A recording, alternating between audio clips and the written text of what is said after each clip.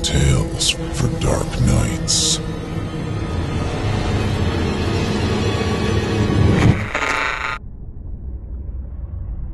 The following performance is a first-round entry in the 2017 Evil Idol voice acting competition. Voting is simple. Following the performance, simply click the thumbs up icon on this video if you'd like them to become a member of the team, or the thumbs down if you'd rather they not. Voting on this entry will conclude 1 week after the date of its posting. Good luck to all of our contestants.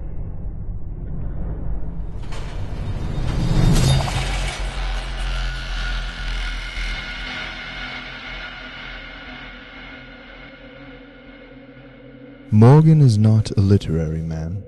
In fact, he cannot speak English with any degree of coherency. That is what makes me wonder about the words he wrote, though others have laughed. He was alone the evening it happened. Suddenly an unconquerable urge to write came over him, and taking pen in hand, he wrote the following. My name is Howard Phillips. I live at 66 College Street in Providence, Rhode Island. On November 24, 1927, for I know not even what the year may be now, I fell asleep and dreamed, since when I have been unable to awaken. My dream began in a dank, reed-choked marsh that lay under a gray autumn sky, with a rugged cliff of lichen-crusted stone rising to the north. Impelled by some obscure quest, I ascended a rift or cleft in this beetling precipice, noting as I did so the black mouths of many fearsome burrows extending from both walls into the depth of the stony plateau. At several points the passage was roofed over by the choking of the upper parts of the narrow fissure, these places being exceeding dark and forbidding the perception of such burrows as may have existed there.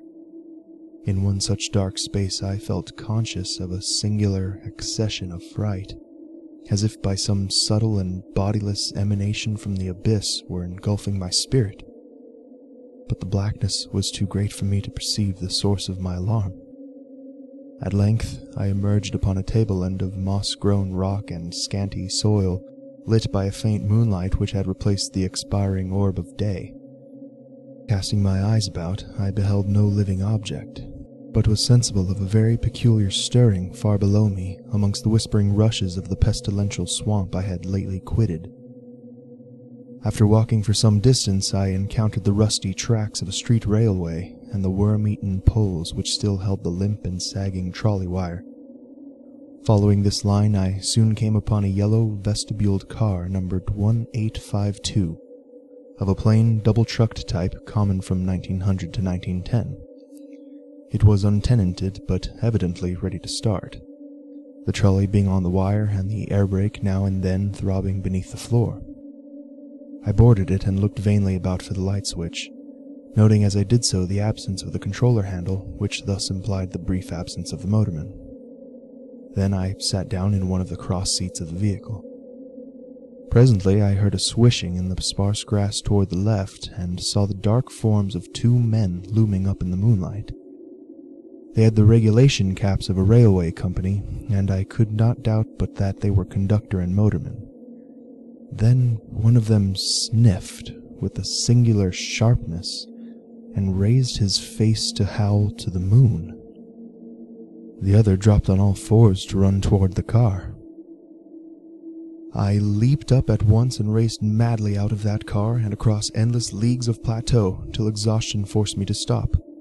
Doing this not because the conductor had dropped on all fours, but because the face of the motorman was a mere white cone tapering to one blood-red tentacle. I was aware that I only dreamed, but the very awareness was not pleasant. Since that fearful night, I have prayed only for awakening. It has not come. Instead, I have found myself an inhabitant of this terrible dream world. That first night gave way to dawn, and I wandered aimlessly over the lonely swamplands. When night came, I still wandered, hoping for awakening. But suddenly I parted the weeds and saw before me the ancient railway car, and to one side a cone-faced thing lifted its head and in the streaming moonlight howled strangely. It has been the same each day. Night takes me always to that place of horror. I have tried not moving with the coming of nightfall, but I must walk in my slumber, for always I awaken with the thing of dread howling before me in the pale moonlight, and I turn and flee madly. God, when will I awaken?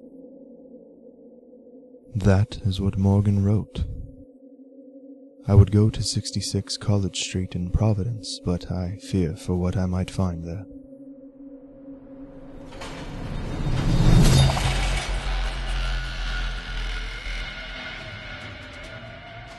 Thank you for listening. If you haven't already, don't forget to cast your vote for this contestant via either a thumbs up or thumbs down vote. New entries will be posted throughout July. Be sure to tune in and vote for each of them and help decide who becomes the next evil idol.